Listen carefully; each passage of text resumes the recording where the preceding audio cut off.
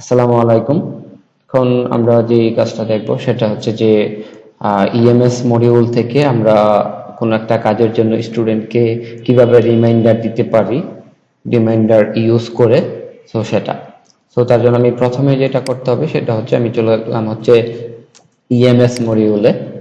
যাওয়ার পর দেখেন এইখানে অনেকগুলো অপশন আছে, হয়তোবা সবার ক্ষেত্রে এই অপশনগুলো নাও শো করতে পারে, সেটা অ্যাক্সেসগত কারণে। সো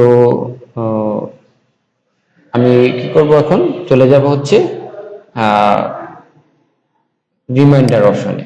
চলে আসলাম রিমাইন্ডারে। এখানে একদমই সিম্পল কাজ। রিমাইন্ডারে ক্লিক করার পর এখানে অটোমেটিকলি দেখেন লিখে আসতেছে কি স্টুডেন্ট রিমাইন্ডার। স্টুডেন্টকে আমি কোন পারপাসে রিমাইন্ডার দিতে যাচ্ছি, কখন, সেটা আমি জাস্ট খালি ক্রিয়েট করে দেব। আমি রিমাইন্ডারে ক্লিক করলাম কিসে, স্টার্টে, ক্রিয়েটে, সরি। ক্রিয়েটে ক্লিক করার পর এখন আমি কি করব, দেখেন এখানে রিমাইন্ডার অপশনের মধ্যে স্টুডেন্ট নাম। আমি কোন স্টুডেন্টকে রিমাইন্ডার দিতে চাচ্ছি, আমার কথার কথা হচ্ছে আজিজুল ইসলাম হৃদয়কে আমি রিমাইন্ডার দিতে চাচ্ছি। কয় তারিখ, ডেটটা আমি চয়েস করে দিব। কথার কথা আমি 19 তারিখ একটা রিমাইন্ডার দিতে চাচ্ছি। কি পারপাস, মানে টাইটেলটা কি, কথার কথা আমি স্টুডেন্টকে অ্যাটেন্ডেন্স মানে ক্লাসে জয়েন করার জন্য দিব, তাহলে ক্লাস, কথার কথা আমি এটা আপনাদের কাছে আপ টু ইউ। আমি এখানে দিলাম কথার কথা যে ক্লাস, শুধু ক্লাস দিই, হ্যাঁ, ভার্চুয়াল ক্লাস,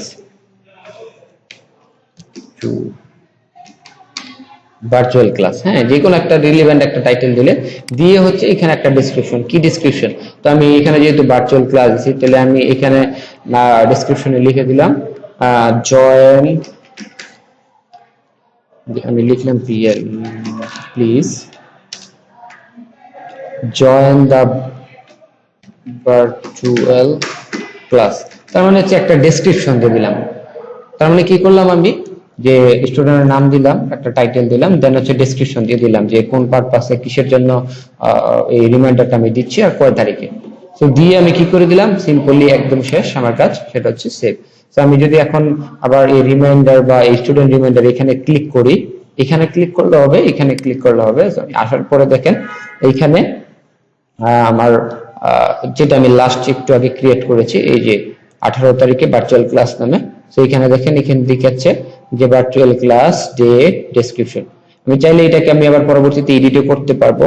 এডিট করতে হলে তখন এই যে কলমের মতন যেটা আছে এডিট অপশন, এইটাতে ক্লিক করব, তখন আমি এডিট করতে পারবো।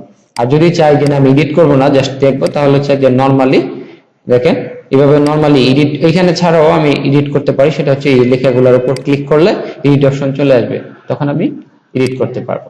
এই হচ্ছে রিমাইন্ডার, ইএমএস এর মধ্যে রিমাইন্ডারটা কিভাবে কাজ করে, আর সেটা হচ্ছে আমরা স্টুডেন্টকে কিভাবে রিমাইন্ডার দিতে পারি।